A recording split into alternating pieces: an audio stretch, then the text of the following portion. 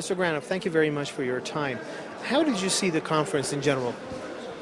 Well, it's good that people come together to talk about nuclear disarmament.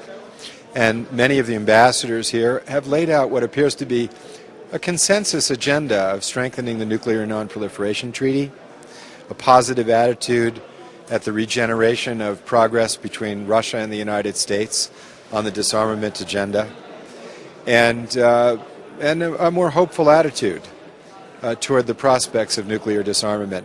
I thought that the statement that was read early this morning from Ayatollah Khomeini to the effect that nuclear weapons are haram goes very nicely with the President of the United States saying that he's committed to seeking the security of a world without nuclear weapons, and that the United States has a moral responsibility to do that because of our use of an atomic bomb in World War II.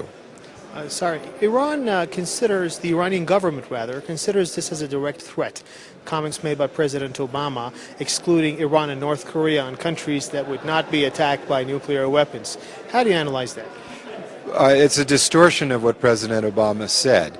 President Obama said that negative security assurances would not be extended to countries that are not in compliance with their nuclear non-proliferation treaty obligations. That's not the same as a threat. And do you think that this would be just that countries such as the United States, Russia, France, and Britain, who are possessing a huge number of nuclear warheads, they are the ones that are at the moment updating their nuclear arsenal? Of course, they are eradicating the old ones, but there are here and there talks about the new generation of nuclear weapons. Do you think that these countries should be in a position to decide for countries who do not have these weapons over their nuclear activities, such as the nuclear activity of Iran over its nuclear energy program? Iran has a right to nuclear energy.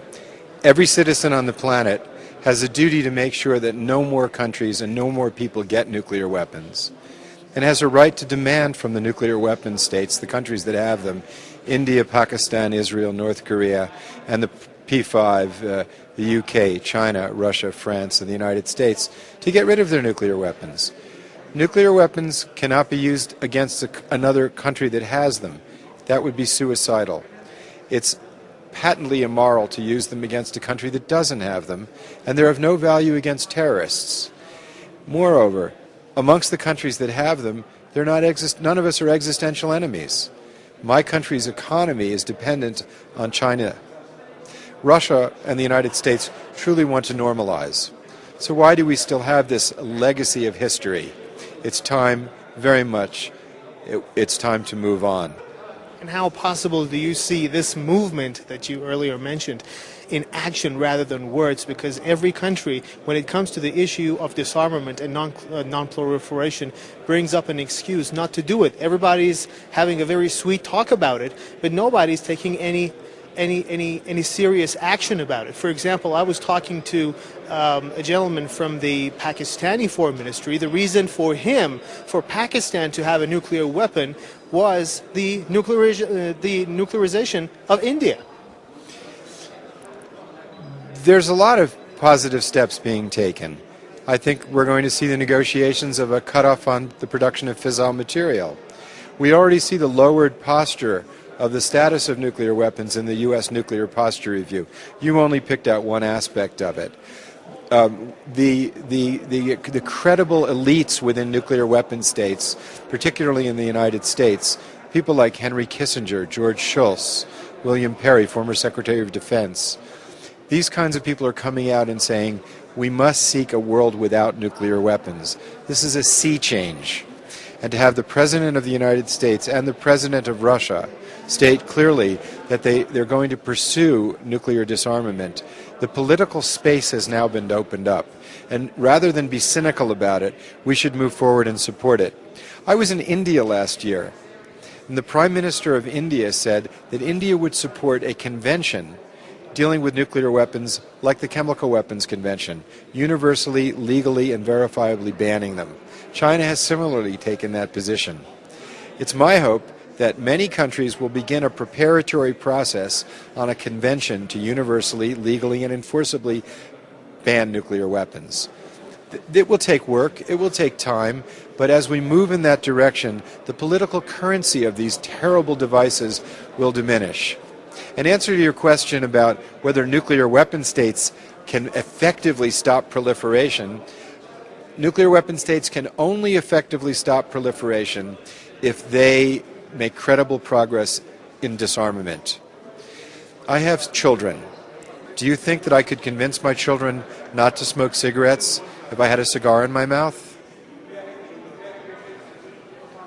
So do you think, so what you were saying is that there should be a very serious step in order to try to convince these countries to gather together and take this step very seriously once and for all? Is this going to happen or not? Well, it's a process that has begun.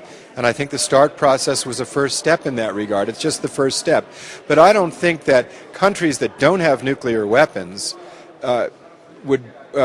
if a country in this region, another country, got nuclear weapons and there was a cascade of proliferation, would the region be more secure? Of course not. Were they of any value to the United States in the war in Vietnam? Absolutely not. Were they of any value to Russia when Russia was at war in Afghanistan? Absolutely not. Nuclear weapons are not of military value. They are a psychological tool of terror, and it's from a bygone era. Remember, the first proliferator was Nazi Germany, and the United States developed the Manhattan Project in response to that. And then the Soviet Union followed suit, and then we had 80,000 nuclear weapons.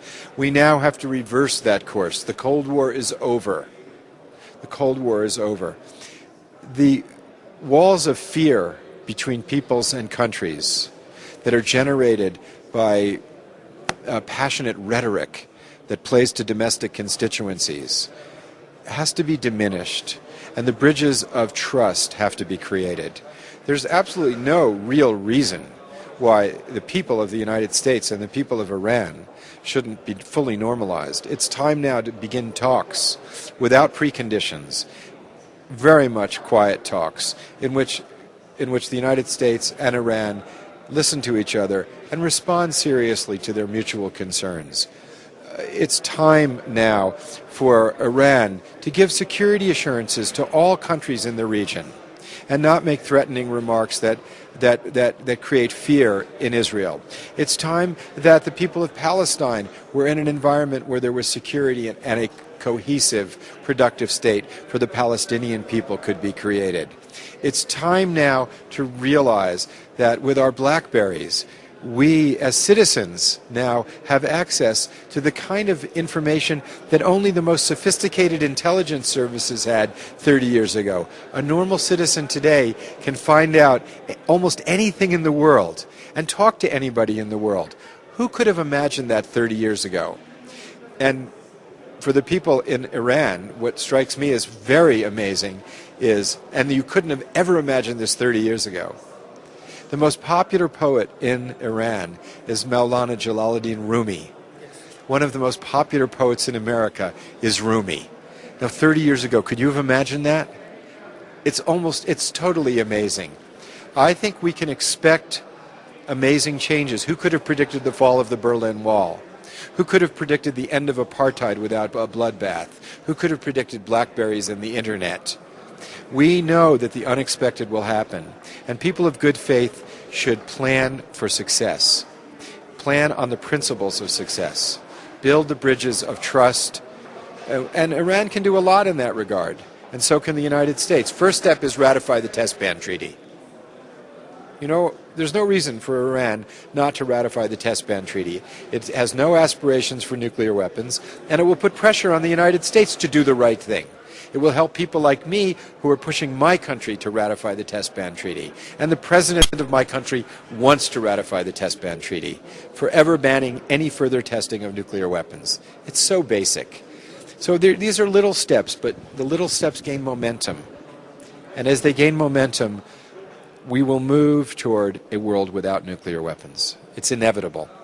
Mr. Granoff, pointing to the issue of Iran, why do you think, despite the fact that Iranian officials, especially in the IAEA, have tried all ways to guarantee to the agency and to the international community that the nature of their nuclear activities are peaceful, still there is a huge amount of pressure on Iran, despite the fact that the agency has not yet been able to find a single bit of evidence that Iran has deviated from its peaceful nature of its activities? Well, if Iran were to adopt the additional protocols to the inspection regime and then work to create a model monitoring and inspection regime, it would serve a great service to the rest of the world.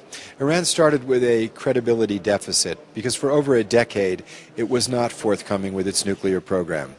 So you had this history here, and then you also had very aggressive language toward the United States and toward other countries in the region.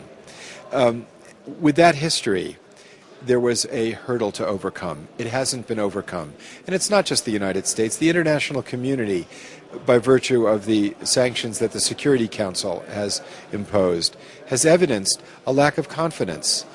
But I think Iran could overcome that by not just the additional protocols, but doing more than that and being an example of what we'd like to see everywhere. But Iran is not the only country which is opposed to the additional protocol. There are other countries, such as Brazil, who are also in opposition to this issue. They consider this as a breach of their sovereignty. Well, Brazil was one of the countries that created the Treaty of Tlatelolco, creating a nuclear weapons-free zone in Latin America with its own safeguard regime. So people have total confidence that Brazil does not have a nuclear weapons aspiration. That confidence does not exist in this region. One of the reasons is that Israel has nuclear weapons. And so other countries in the region say this is an inequity. And so there's political pressure to say the way we'll deal with this inequity is we'll get nuclear weapons. And then everybody suffers enormously. There isn't that political pressure in Latin America. The solution to the dilemma is a universal ban on nuclear weapons. Thank you very much for your time. Is this useful?